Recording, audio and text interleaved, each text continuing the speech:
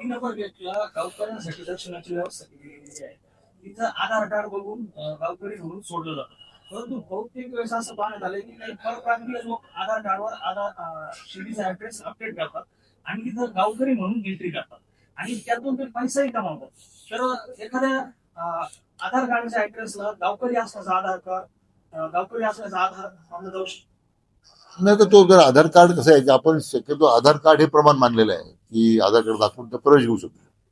आता काही बनावट आधार कार्ड केले असतील किंवा फेक आयडी केले असतील तर त्याचा ते एकदा आपला मुद्दा बरोबर आहे, पण त्याला काय तर पर्याय आपल्याला करता येईल तर निश्चितपणे विचार करावा लागेल. आता इथं आणखी धक्कादायक माहिती आहे की फेक आयडीवर लोक आता निघालेले आहेत आणि निश्चित हे मान्य करतो की साईराम म्हणून जो बाबांच्या दर्शन करून देतो, बाबाची आरती तुला परवानगी आरतीची व्यवस्था करतो, त्यातून काही संपत्ती त्यातून काही लोक काही वेगळ्या पद्धतीने पैसे गोळा करतात. पण आता बऱ्यापैकी मधल्या काळाच्या काही नियमावलीवर त्याला अटकाव आलेला आहे, पण आपण म्हणतात त्याप्रमाणे ते त्याची चौकशी करू आपण.